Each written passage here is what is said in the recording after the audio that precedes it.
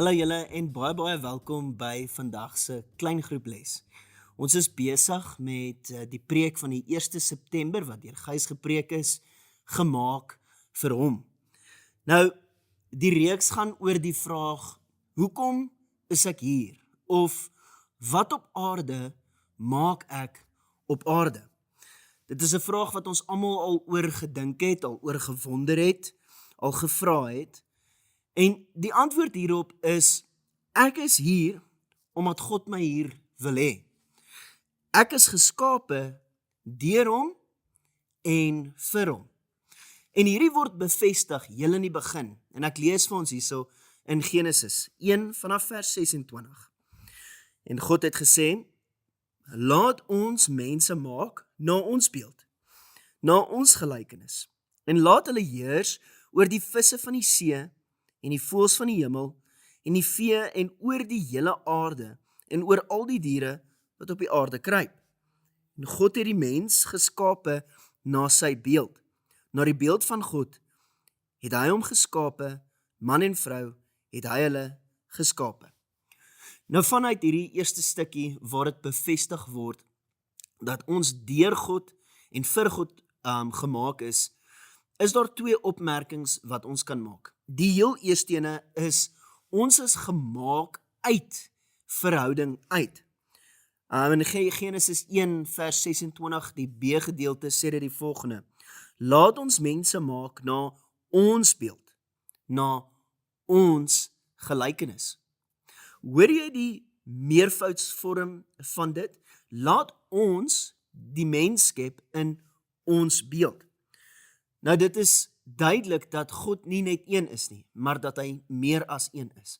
En as gevolg van dit, hierdie kerk 'n leerstelling gebou wat genoem word die drie-enige God. Wat beteken, God is drie, maar hy is een. Hy is een, maar hy is ook drie.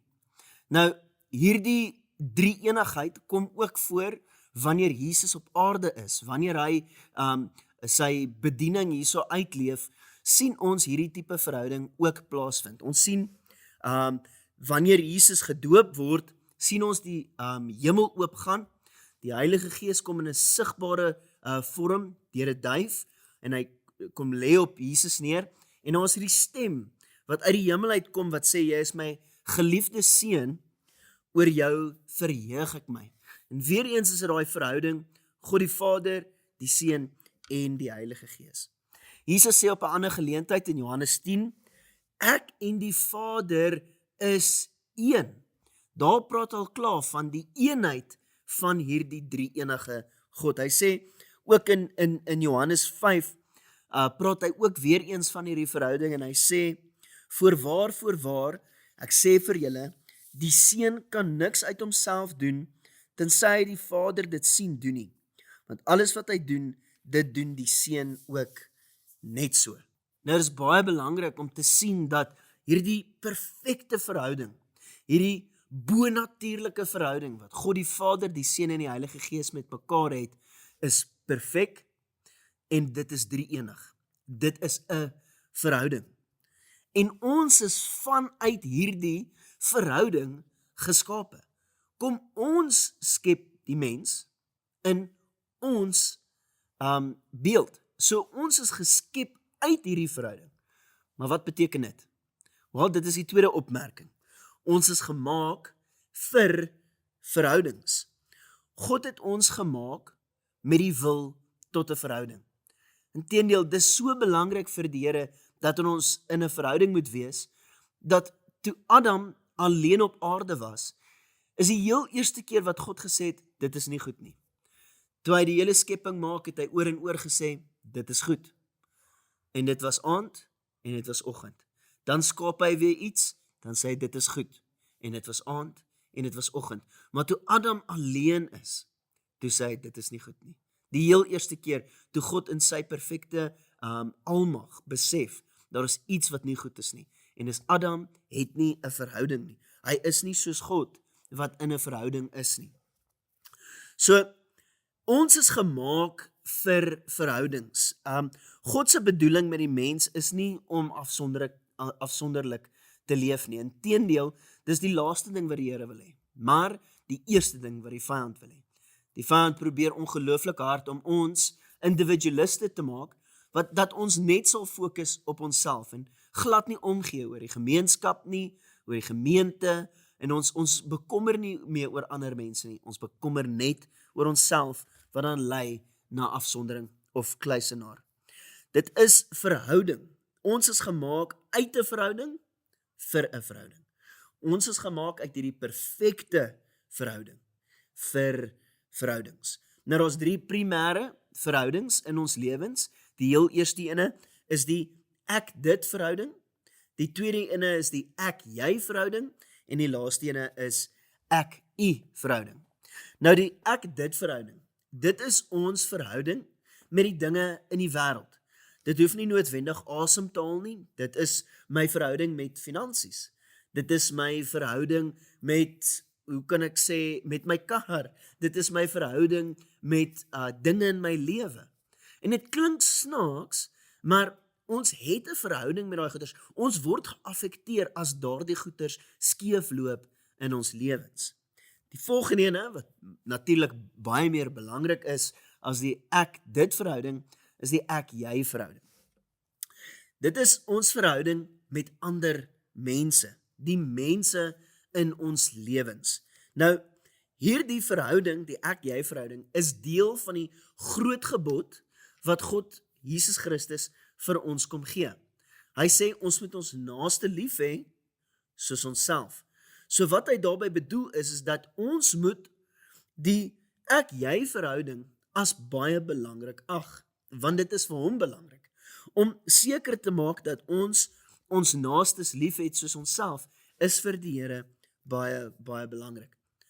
Natuurlik, die Nuwe Testament is vol mekaar begrippe. Nou hierdie mekaar begrippe is dinge wat die apostels in die Bybel vir ons skryf, om ons te motiveer om ander lief te hê. Nou daar is soveel verskillende mekaar begrippe, maar onder andere is daar dinge soos bid vir mekaar. Dinge soos dra mekaar se laste. Dinge soos vergewe mekaar. En dan ook bely hulle sondes eerlik teenoor mekaar. So hierdie ek-jy verhouding word definitief baie beklemtoon in die Bybel, want ons is gemaak vir verhoudings. Maar bovenal, bo die ek-dit verhouding, bo die ek-jy verhouding, is daar 'n verhouding wat ons nommer 1 prioriteit moet kry. En dit is die ek-u verhouding. Dis die verhouding wat ons met God het, die verhouding wat ons lewe sin en betekenis gee, om 'n verhouding te hê met ons Skepper. Nou, Rublev was een van Rusland se bekendste skildenaars of skilders, en hy het 'n baie bekende skildery geskets, en die ding se naam is The Trinity. Dis wat sy naam genoem is, The Trinity. En Trinity is die Engelse woord vir die drie-enige God. Nou jy sien, op hierdie skildery wat hy gemaak het, sien ons die prentjie van die drie-enige God wat by die tafel sit. En wanneer hulle by die tafel sit, sien ons dat daar is nog 'n plek by die tafel beskikbaar. Dis God die Vader, die Seun en die Heilige Gees, en dan is daar so 'n plekkie hier in die middel. Julle kan nou op die skerm kyk, ek sal vir julle die foto daar sit dat julle kan sien. In die middel sal julle sien, daar is 'n plekkie vir iemand. Maar as jy baie mooi gaan kyk, sal jy sien op die skildery was daar ietsie geplak. Nou, geskiedkundige sê dat Rublev het 'n speeltjie daar geplak. En die rede hoekom hy 'n speeltjie daar geplak het, is dat hy besef God nooi hom uit om saam met hom by die tafel te sit. Want dit is God se wil dat ons in 'n intieme verhouding met hom intree. Dit is so belangrik vir die Here dat hy sy enigste seun sal stuur sodat ons weer versoen kan word met die Here. Nou my vraag aan jou vandag is jou verhouding met die Here versoen? Is jou gewete skoon wanneer jy na die Here toe gaan? Kom ons sê veronderstel daardie prentjie het nog steeds 'n speeltjie aan. En jy sien nou jouself daarin. Jy is 'n uitnodiging gegee. Kom na die tafel toe, sê die Here. Ons wil 'n verhouding met jou hê. Gaan jy die uitnodiging vat? Gaan jy hom aanvaar? Gaan jy dit joune maak? Want ek herinner jou, jy is gemaak deur hom en vir hom. Met dit in gedagte, kom ons gaan in die vrae in. Kom ons bespreek dit lekker saam.